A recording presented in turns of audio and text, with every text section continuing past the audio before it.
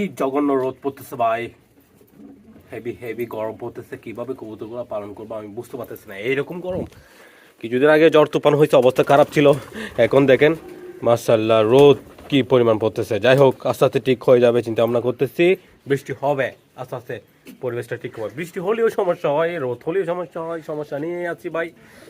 ওকে, কবুতরগুলোকে প্রথমে খাবার পানিগুলো দিয়ে দিই, তারপর আমরা দেখবো এখানে বাচ্চাগুলোর কি অবস্থা। ওইদিকে পাখি কতগুলো বাচ্চা বের করছে না ওগুলা, তারপর আমাদের এখানেও বাচ্চা বের করছে কবুতর। আর একটা দুঃখের কথা হচ্ছে, আমাদের এরিয়াতে একজন ভাইয়ের কবুতর চুরি হয়ে গেছে না, সব কবুতর।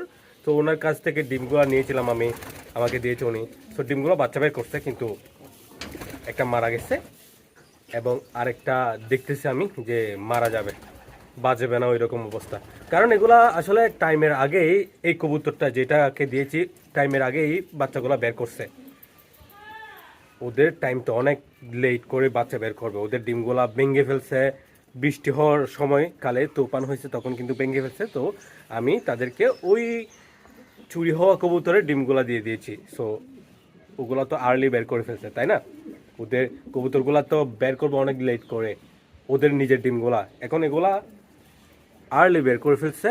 এখন তাদের যেটা পিজন মিল্ক হয়, কবুতরের একটা পিজন মিল্ক হয় না, মিল্কটা তাদের হয়ে ওঠে নাই, হয়তো তার সে বাচ্চাগুলোকে হয়তো প্রোভাইড করতে পারে নাই ভালোভাবে, হয়তো করতে পারে না এগুলা, যার কারণে হয়তো মারা গেছে। একটা মারা গেছে অলরেডি, আরেকটা আছে যেটা মারা যাবে, কিছু করার নাই। আর কিন্তু আমাদের এখানে আমাদের শাটিং কবুতর যেগুলো বের করছে, শাটিং কবুতর ওগুলা কিন্তু ঠিক আছে। আমি দেখেই, এই যে আমাদের শাটিং কবুতরটা মাশাআল্লাহ দেখতে পাচ্ছেন, এদের গোলা ঠিক আছে, দুইটাই সুন্দর বাচ্চা হয়েছে দেখতে পাচ্ছেন, এদের গোলা ঠিক আছে। শাটিং কবুতরের বাচ্চা যেগুলো ডিম দেখতেছেন ওগুলা কিন্তু শাটিং কবুতরের বাচ্চা না, ওগুলো হচ্ছে আমাদের, দেখি রেসার, এই যে এই মাদিটার ডিম দিয়েছিল, এই মাদিটার ডিম থেকে বাচ্চাগুলো হয়েছে। শাটিং কবুতরকে আমি দিয়ে দিয়েছিলাম, কারণ শাটিং কবুতরের যে মাদিটা আছে, কাকজে মাদি, এই যে সে বসে থাকছিল ডিম ছাড়াই। আমি বুঝতে পারছি যে হয়তো সে বাঞ্জা কবুতরের মতো এরকম ওইগুলো করতেছে, সে কারণে আমি তাদেরকে ডিমটা দিয়ে দিচ্ছি। বসে গেছে, অ্যাকসেপ্ট করে ফেলছে, তারপর বাচ্চাও বের করে ফেলছে একদম পারফেক্টলি। ওকে, বাচ্চাগুলো এখন বড় হয়ে গেলে আমাদের শাটিং কবুতরের জন্য শাটিং মাদিটা নেওয়া হয়েছে, এই যে দেখতে পাচ্ছেন, এটার সাথে জোড়া লাগাই দেবো আমরা। ওকে গাইস, এই আর কি, কবুতরগুলোকে খাবার দিয়ে দিই, তারপর বাকি কথা হচ্ছে। এই যে দেখেন পাখিটা আসছে এখানে, দেখতে পাচ্ছেন, এই যে পাখিটা এখানে ভিতরে কিন্তু আওয়াজ হচ্ছে।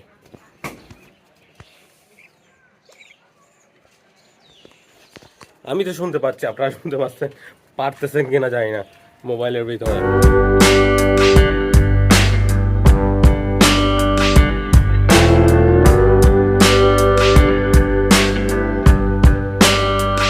আমি দেখলাম একটা বান্দর চলে আসছে আমাদের গ্রামে। এই ভাই, এই যে বিশাল, ওরে ভাই রে, কোথায়? ওরে পেটা, ওরে বাজ, কাক তো, কাকগুলা পাইছে, ওটাকে অ্যাটাক করতেছে। এখানে দেখেন,